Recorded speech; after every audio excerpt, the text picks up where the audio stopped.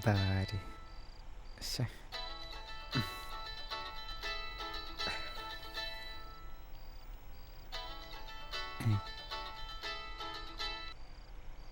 ആറിനു പറയ്. എവിടാണ്? എന്താ പരിപാടി? എന്ത് പരിപാടി? ഞാൻ ദേ കിടന്നു. ഹേ, അല്ല, നീ ഇന്നലെ പരിപാടി കഴിഞ്ഞിട്ടപ്പോ പോയി? ഞാൻ ഇന്നലെ ഉച്ചയായപ്പോ തന്നെ ഇറങ്ങി. നീ ഇന്നലെ റിസപ്ഷൻ കഴിഞ്ഞപ്പോ തന്നെ പോയല്ലേ? എന്ത് പരിപാടിയാടാ? ആടി പോന്നു, പണിയുള്ളതല്ലേ. ഞാൻ നിന്നെ അവിടെ എവിടൊക്കെ നോക്കിന്നറിയോ? എത്ര ആൾക്ക് ശേഷം നമ്മള് കാണുന്നത്? ഒന്നും മിണ്ടാൻ പോലും പറ്റില്ല. എന്ത് സാധനാടാ? ടൈം ഉണ്ടല്ലോ, നീ പോകുന്നതിന്റെ മുന്നേ നമുക്ക് എന്തായാലും കാണാം. ഇന്നിനിപ്പോ വേറെ പരിപാടി ഒന്നും ഇല്ലല്ലോ? ചുമ്മാ ഫോണിൽ നോക്കിക്കൊണ്ടിരിക്കല്ലേ നീ? ഞാൻ ഓൾറെഡി കിടന്നടി. ഇത്ര നേരത്തെ കിടക്കേ? നീയോ? 11 മണിയല്ലേ ആയുള്ളൂ. ഞാൻ നേരത്തെ ഇപ്പൊ കിടക്കും. ഇപ്പം ലേറ്റ് നൈറ്റ് അങ്ങനെ നിക്കാറില്ല. ഒടുക്കത്തെ ചേഞ്ച് ആണല്ലോടാ മോനെ നിനക്ക്. കുട്ടിപ്പോ പഴയ പോലെ ഒന്നും അല്ല, ഒരുപാട് മാറിപ്പോയിരിക്കണു. എടാ നമുക്ക് ഇന്നത്തെ പരിപാടി ഒന്ന് മാറ്റി പിടിച്ചാലോ? മാറ്റി പിടിക്കാനോ? എന്ത്? ആന്നേ, ഒരു ചൂട് ചായ കുടിക്കുന്നതിനെ പറ്റി എന്താ അഭിപ്രായം? ഈ പാതിരാത്രിക്കോ? നീ ഒന്ന് പോയിക്കേ. എടാ 11 മണിയല്ലേ ആയുള്ളൂ. നമ്മളെ ബീച്ച് റോഡുള്ള അബൂക്കാന്റെ ഷോപ്പ് പോയിട്ടുണ്ടെങ്കിലേ നല്ല ചൂടുള്ള പുട്ടും ബീഫും കിട്ടും. രണ്ടും കൂടെ ഒരു പിടി പിടിച്ചാണ്ടല്ലോ എന്റെ മോനാ. മനുഷ്യൻ ഇവിടെ ഒന്നാമതേ ഇന്ന് പട്ടിണിയാ. അതിന്റെ ഇടയ്ക്ക് പുട്ടിന്റെയും ബീഫിന്റെയും കഥ പറഞ്ഞിട്ട് എന്നെ കൊതിപ്പിക്കല്ലോ. അതെന്താടാ, നിനക്ക് ആന്റി വീട്ടിലൊന്നും തിന്നാൻ തന്നില്ലേ? അതല്ലടി, ഇന്ന് കറിയൊരു സുഖം ഉണ്ടായിരുന്നില്ല, ഞാൻ പിന്നെ കഴിച്ചില്ല. അത് കലക്കി. അപ്പൊ സെറ്റ്. വേറെ ഒന്നും ആലോചിക്കണ്ട. ബാ ഇനിച്ചോ, പോ. ഇനിയിപ്പോ പോണോ? തണുപ്പ് എടാ തെണ്ടി, ഇറങ്ങി വാടാ താവട്ടേക്ക്. താഴേക്കോ? അവന്റെ ഒരു തണുപ്പ് മഴയും കുറെ നേരം. താഴെയോ? എവിടെ? എടാ കണ്ടവന്റെ പറമ്പിലോട്ട് നോക്കടാ, ഇവിടേക്ക് നോക്കടാ, ലെഫ്റ്റ്. എവിടെ? പോട്ടാ, ഇവിടെ നോക്കടാ. അത് ശരി, അപ്പൊ ഇവിടെ നിന്നിട്ടാണല്ലേ ഈ ഡയലോഗ് മൊത്തം അടിച്ചേ. കൊള്ളാം. ഇറങ്ങി വാടാ പോരങ്ങ. വായ നോക്കി കഥ ഇറങ്ങി വരാതെ. വരുന്നു, കാണിച്ചു കേട്ടോ. കർത്താവേ, ഇവിടെ നിന്നും വീണാരൊക്കെ കാണും. ഇത് പാതിരാത്രി എവിടെയാണ് ഈ പുട്ടും ബീഫും?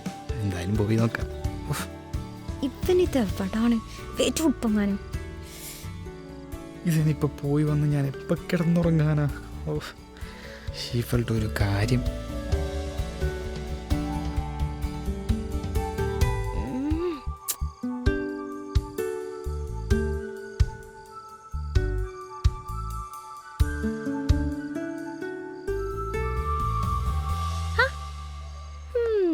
ചേട്ടൻ മുണ്ടൊക്കെ കൊടുത്ത് നല്ല ലുക്കിലാണല്ലോ. അയ്യോ, ഞാൻ പോയി മാറ്റിയിട്ട് വരാം. ഒന്ന് പോയേ നീ. വാൻ കയറി. അപ്പൻ എണീക്കുന്നതിന് മുന്നേ വീട് പിടിക്കാല്ലേ.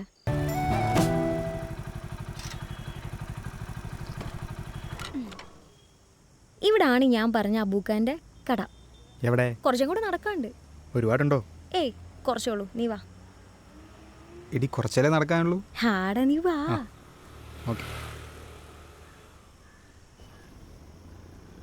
നിനക്ക് നന്നായി വിശക്കുന്നുണ്ടല്ലേ? അത് കുഴപ്പമില്ല. കുറച്ചങ്ങോട്ട് പോയി കഴിഞ്ഞാൽ ഷോപ്പെത്തി. ഓക്കേ. അപ്പൊ നിന്റെ ബൈക്ക് റൈഡ് കഥകളൊക്കെ ഉള്ളതായിരുന്നല്ലേ? പിന്നെ അല്ല, ഞാൻ വിചാരിച്ച നീ ചുമ്മാ തള്ളുകയാണെന്നാ. അന്ന് നീ പറഞ്ഞപ്പോ ശരിക്കും പറഞ്ഞ എനിക്ക് വിശ്വസിക്കാൻ പറ്റിയില്ല. ഇതൊക്കെ എന്ത്? നീ എനിതൊക്കെ അറിയാൻ കിടക്കുന്നു. കഴിഞ്ഞ തവണത്തെ ലീവിന് വന്നപ്പോൾ ഞാനൊരു ധനുഷ്കോടി റൈഡ് പോയിണ്ടായിരുന്നു.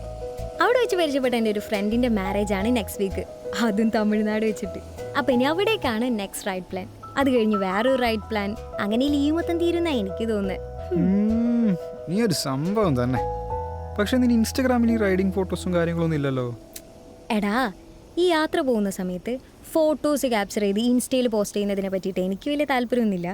പക്ഷെ നമ്മൾ ഈ യാത്ര പോകുമ്പോഴുള്ള സ്പെഷ്യൽ മെമ്മറീസ് ഒക്കെ ഉണ്ടാവില്ലേ, അതൊക്കെ ഞാൻ ക്യാപ്ചർ ചെയ്തിട്ട് എൻ്റെ പേഴ്സണൽ ആയിട്ടുള്ള ഒരു ഡയറി ഉണ്ട്, അതിൽ ഞാൻ സൂക്ഷിച്ചു നോക്കും.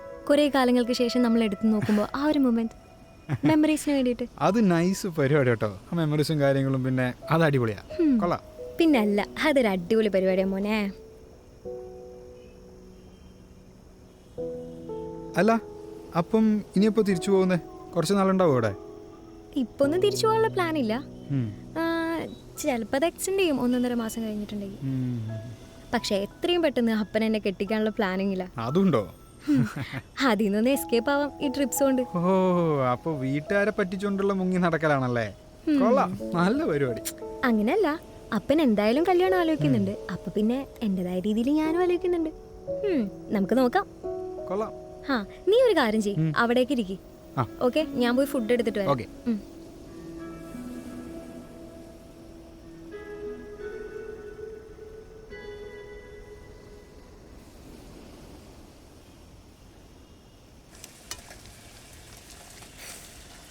അബൂക്ക ആ പതി കൊടുത്തോ. ആ 2 മിനിറ്റ് അപ്പുറം ഓക്കെ. അമ്മ അതോ ചമ്മന്തിയിലേ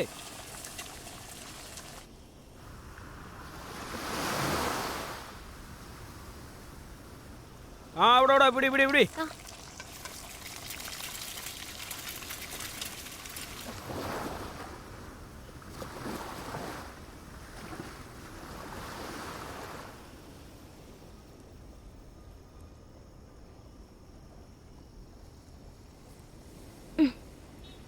ഇതാണ് അബൂക്ക സ്പെഷ്യൽ പൊറോട്ടയും ബീഫും. പുട്ടും ബീഫും കിട്ടിയില്ലടാ. നീ ഇപ്പോ ഇതെങ്ങനെയുണ്ടെന്ന് കഴിച്ചിട്ട് പറ. കഴിച്ചു നോക്കട്ടെ.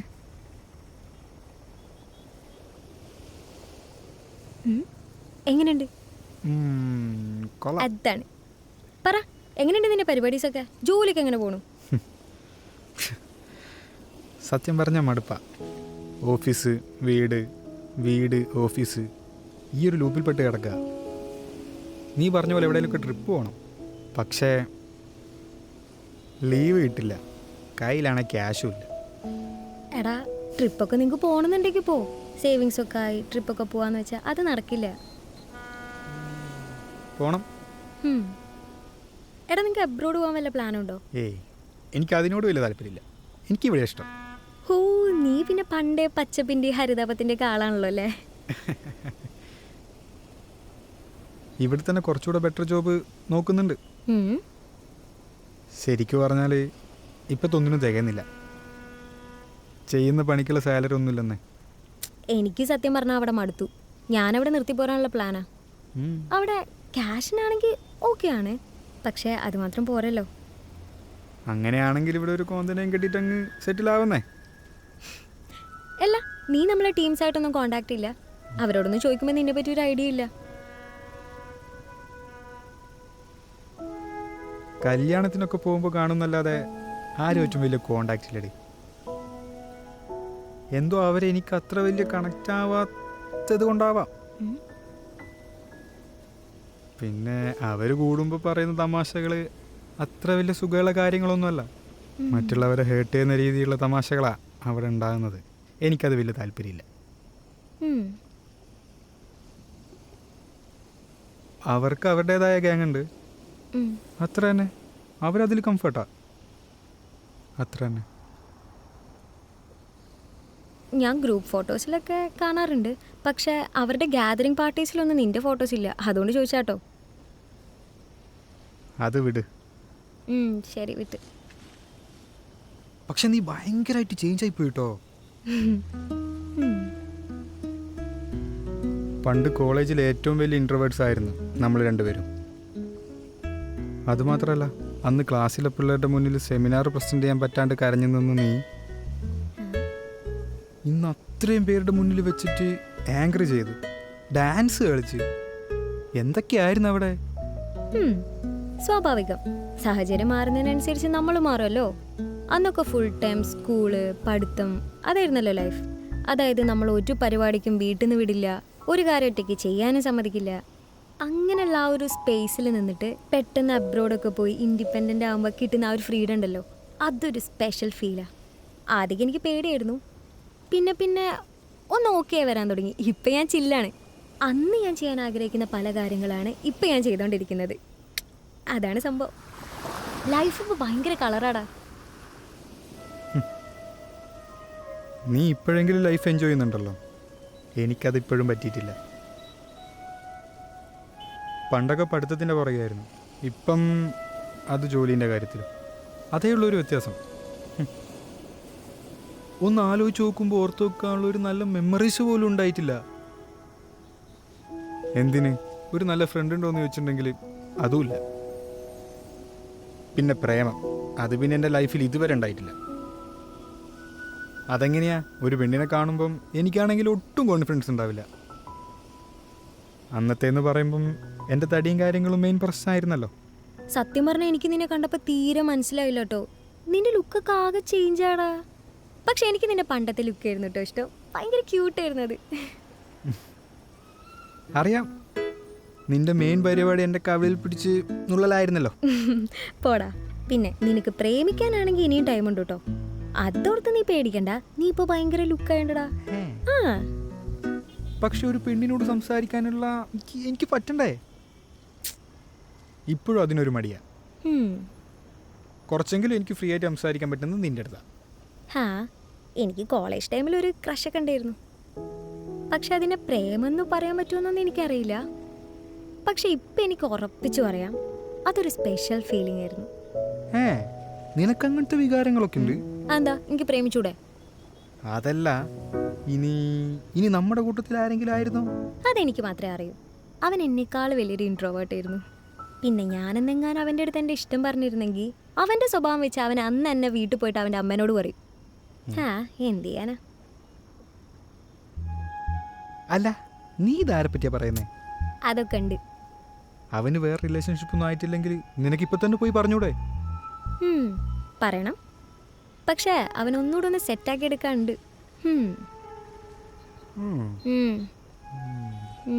ഞാൻ ആരോടെ കർത്താവ് ഇതൊക്കെ പറയുന്നത്? ഞാനൊരു കാര്യം പറയാം.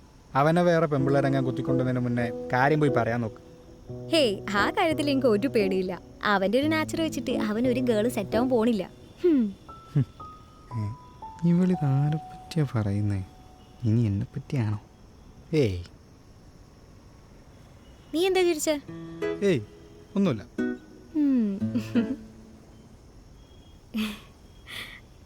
അല്ല, നീ എന്തിനു ചിരിച്ചേ? ഒന്നില്ല.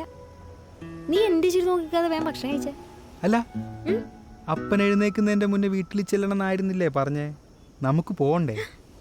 അയ്യോ, ലേറ്റായി. സംസാരിച്ചിരുന്നിട്ട് സമയം പോയത് അറിഞ്ഞില്ല. ബാ പോവാ. അപ്പൻ എന്നെ വീട്ടിൽ നിന്ന് പുറത്താക്കല്ല എൻ്റെ കർത്താവേ. അങ്ങനെ നമ്മൾ വീടെത്തി. ഇറങ്ങിക്കോ. അപ്പോൾ ഓക്കെ, ശരി, ബൈ. ബൈ. കർത്താവ് ഇതെന്താ പോവാത്തെ? തിരിഞ്ഞ് പോട്ടെ. അപ്പൊ ബൈ.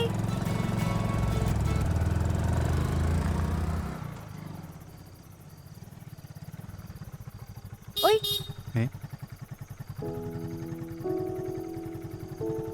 നീ ഇതുവരെ പോയില്ലേ? നാളെ റെയിൽവേ പാലത്തിന്റെ അടിയിൽ ഷെഫിക്കാന്റെ കട ഉണ്ട്. അവിടെ നല്ല പുട്ടും ബീഫും കിട്ടും. നാളെ പോയാലോ? ആലോചിക്കാം. അപ്പൊ ബൈ. ബൈ. ഇപ്പളി തന്നെയും കൊണ്ടേ പോകുള്ളൂ. സമയമുണ്ടല്ലോ, നോക്കാം.